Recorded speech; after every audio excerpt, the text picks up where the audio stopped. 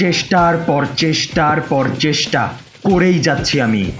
একবার না, দুইবার না, 10 বার চেষ্টা করলাম।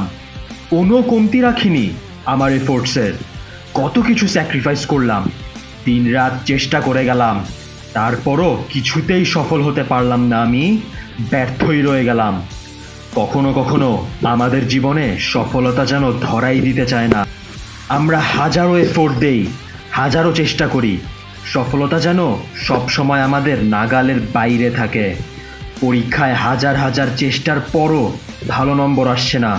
একটার পর একটা ইন্টারভিউ দিয়েই যাচ্ছ, কিন্তু রিজেক্ট হচ্ছ সব জায়গায়। একটার পর একটা ব্যর্থতা আমাদের জীবনে আসতেই থাকে, থামার কোনো নাম নেই। আমরা প্রচুর এফোর্ট দেই, কিন্তু সফলতার ছোঁয়া পাই না। আসলে সফলতা অর্জন করা বেশ কঠিন। একবার সফলতা অর্জন করার জন্য হাজার হাজার বার ব্যর্থ হতে হয়।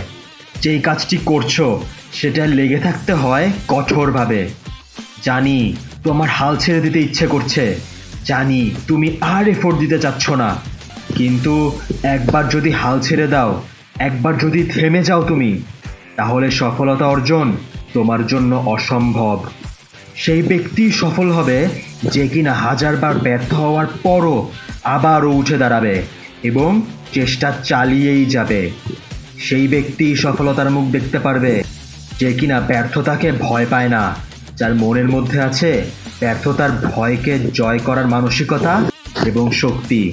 সে কখনোই থেমে থাকবে না, যত যাই হোক না কেন সে চেষ্টা চালিয়েই যাবে সব সময়। আমিও চাই সোলজার, তুমি নিজেও তোমার মানসিকতাকে শক্ত করে তোলো।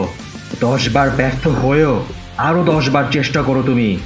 1000 বার ব্যর্থ হওয়ার পরও আরও 1000 বার চেষ্টা চালাও তুমি। যতক্ষণ না সফল হচ্ছ চেষ্টা করতেই থাকো। পরীক্ষায় তোমার ভালো নাম্বার আসবেই, চাকরিতে তোমার কল আসবেই।